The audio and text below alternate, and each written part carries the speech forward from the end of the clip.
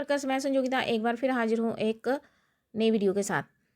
Video शुरू करने से पहले आप सबसे रिक्वेस्ट है कि जिसने भी अभी तक मेरे चैनल को सब्सक्राइब नहीं किया है वो जल्दी से मेरे चैनल को सब्सक्राइब कर लें, बेल आइकन को भी दबा दें ताकि आने वाली सारी वीडियोज़ की नोटिफिकेशन आपको मोबाइल पर आ जाए।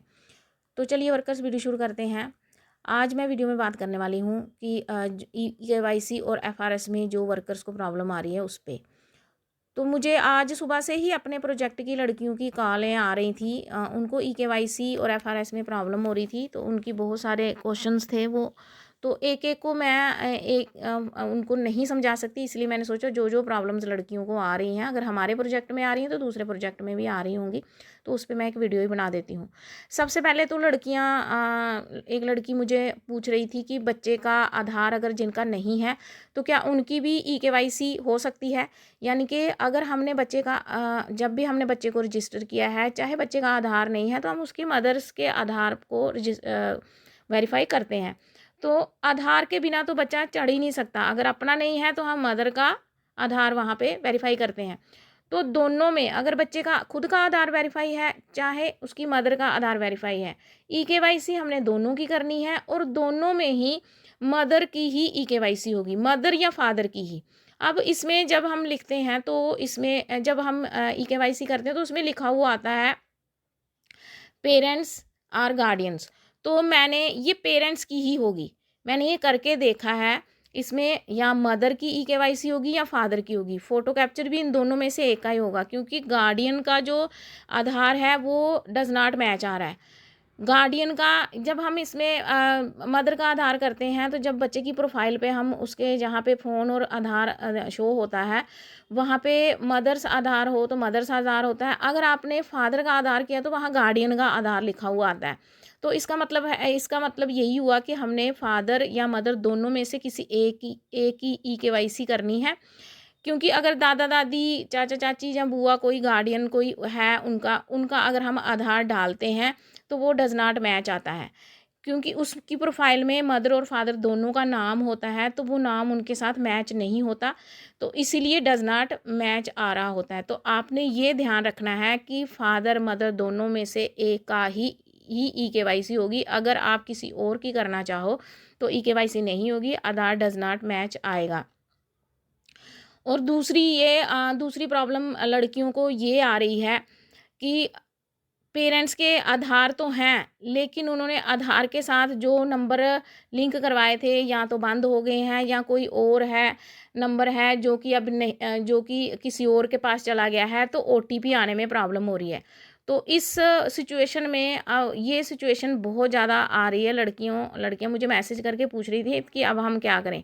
देखो, इसमें जब आप पेरेंट्स में से किसी की भी KYC कर रहे हो तो उसमें क्या होगा, जो आधार के साथ लिंक हो OTP तो उसी पे जाएगा। फिर तो यहाँ प्रॉब्लम हो जाएगी। आप पेरेंट्स को बोल सकते हो कि इसका जो आपका करंट नंबर चल रहा है, आप आधार के साथ उसको लिंक करवाओ, क्योंकि उसके बिना तो और कोई इसका सोल्यूशन ही नहीं है।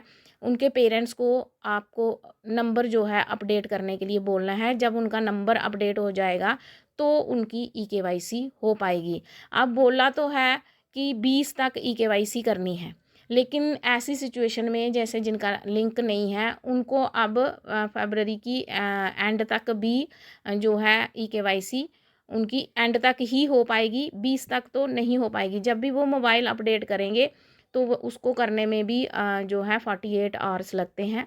तो इसलिए अगर किसी का जो आधार है उसके साथ मोबाइल लिंक नहीं है, वो वाला मोबाइल बंद हो गया है, तो पेरेंट्स को आपने यही बोलना है कि आप इनका नंबर जो है अपडेट करवाओ, तब तक जो है KYC नहीं होगी। तो उसके बाद मैं अभी आपको KYC मैंने प्रैक्टिकली करने के अपने सेंटर में जब मैं कर रही थी, प्रैक्टिकली करने की कोशिश की, लेकिन वहाँ पे पेरेंट्स भी आए हुए थे, बच्चे भी थे, तो मैंने 2-3 बार बनाने की कोशिश की, वीडियो नहीं बनी। तो अब मैं आपको फ़ोटो कैप्चर और KYC का मैं अपना करके दिखाती हूँ, क्योंकि अपना मैं सेव नहीं करूँगी। उससे क्या है कि आपको पता चल जाएगा कि कैसे जो है KYC करनी है और FRS करना है। क्योंकि FRS जो मैंने ऐसे समझाया था स्टेप बाय स्टेप, प्रैक्टिकली करने में और उस करने में बहुत फ़र्क है। मैं आपको एक FRS का आधे हैं जिनका FRS हो गया लेकिन KYC किसी कारण से नहीं हुई। जैसे मैंने आपको बताया कि आधार कार्ड जो है उसके साथ नंबर कोई और लिंक था, उनके पास वो वाला नंबर उस टाइम नहीं था, तो उनका सिर्फ एफआरएस तो हो गया लेकिन ईकेवाईसी नहीं हो पाई। जिनका एफआरएस सक्सेसफुल हो जाता है उनका फिर बाद में ईकेवाईसी का डायरेक्ट ऑप्शन आता है। मैं आपको अभी बताती हूँ, पहले मैं आपको एफआरएस का बता देती हूँ। जैसे हम एक कोई लैक्टेटिंग मदर पे का करते हैं तो टीएचआर पे क्लिक करेंगे। टीएचआर पे क्लिक करने के बाद जैसे ये ऑप्शन आएगा, इसमें हम प्रोसीड में जाएंगे। जैसे हम प्रोसीड में जाएंगे, मैंने उसमें भी आप पहली वीडियो में बताया था, यहाँ दो ऑप्शन आएंगे, फेस कैप्चर और ईकेवाईसी, और आधार वहाँ होना बहुत ज़रूरी है उनका, और नंबर वही, यहाँ पे दूसरे नंबर पे नंबर वही जो आधार के साथ, फ़ोन नंबर वही जो आधार के साथ लिंक हो। उसके बाद हम प्रोसीड करेंगे। प्रोसीड करने के बाद यहाँ एक्सेप्ट और प्रोसीड करेंगे, और यहाँ एक वॉइस ओवर आएगा जो आपको सुनना है कि फ़ोटो आपने कैसे खींचना है। कृपया तस्वीर खींचते समय छाया के बिना उचित प्रकाश व्यवस्था का उपयोग करें। सादे बैकग्राउंड के साथ। जैसे ही आप ये पूरा इस वॉइस ओवर सुनोगे, उसके बाद जो है आप इसको कैप्चर फेस पे क्लिक करोगे। कैप्चर फेस पे क्लिक करने के बाद ऐसे आपको यहाँ पे आ जाएगा फ़ोटो खींचने के लिए। तो आप बेनिफिशियरी जो जिसकी भी ईकेवाईसी करनी है उसके आगे आप अपना कैमरा ले जाके वहाँ पे फ़ोटो क्लिक करोगे। जैसे आप उसके आगे कैमरा करोगे तो ये जो दो क्रॉस हैं, ये जो रेड कलर में है, जब तक ये ग्रीन कलर में टिक नहीं आएंगे तब तक आपने कैमरा बेनिफिशियरी के फेस पे ही रखना है। तो हम ये कर लेते हैं, वेट कर लेते हैं, क्योंकि इसमें करने में टाइम लगता है। ये भी लड़कियां जो हैं मुझे सुबह से फ़ोन करके, ये 2-4 लड़कियों ने ये भी पूछा कि ये फेस पे जो क्रॉस है ये बहुत टाइम लगा रहा है, तो इसमें ये टाइम कंज्यूमिंग है ही, वेट कर लेते हैं।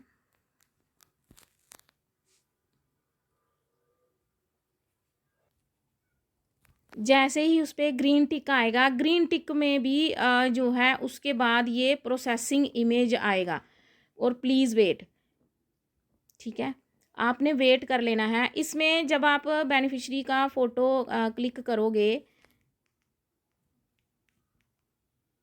जब आप बेनिफिशियरी का फ़ोटो क्लिक करोगे तो उसमें पीछे कोई फ़ोटो और नहीं होना चाहिए, क्योंकि उस पर कोई फ़ोटो भी होगा, इमेज भी होगी, तो उसमें आएगा more than one face is जो है इसमें दिखेगा।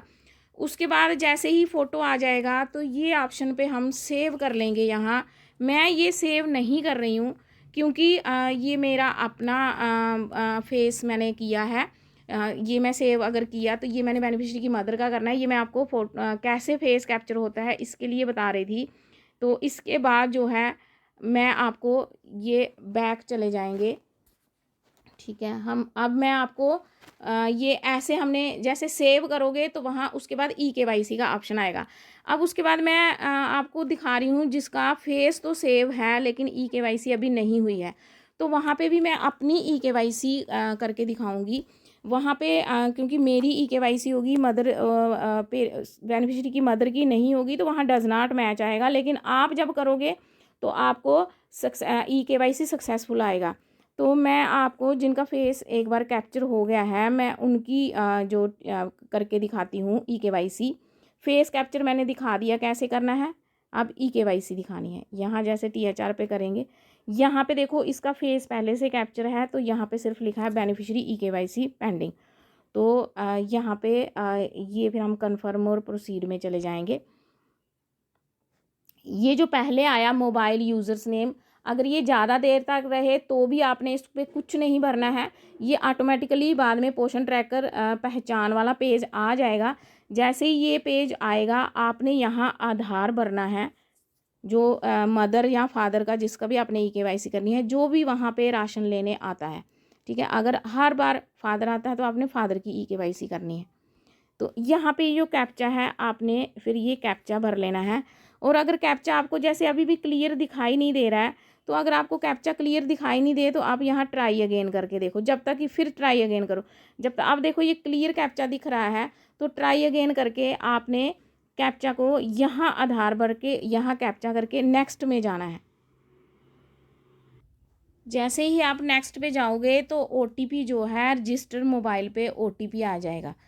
यहाँ पे मैंने अपना फ़ोन नंबर भरा है, तो अपना आधार भरा है, तो मुझे ही जैसे ओटीपी भरेंगे हम कंटिन्यू को क्लिक करेंगे।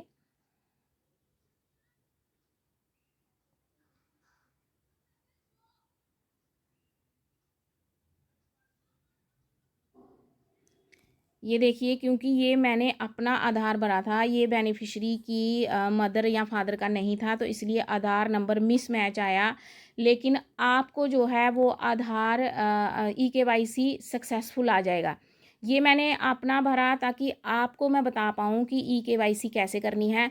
सेम यही प्रोसीजर ई केवाईसी का है। जैसे ही ई केवाईसी सक्सेसफुल आएगा, उसके बाद जैसे आप नेक्स्ट पे जाओगे, तो आपको जो THR के ऑप्शन है वो खुल जाएंगे, और उसमें आपने 7 डेज़ का क्लिक करके 1 या 2 पैकेट वहाँ पे भर के आपने उसको उस जो है बेनिफिशरी को आपने 7 डेज़ का THR दे देना है।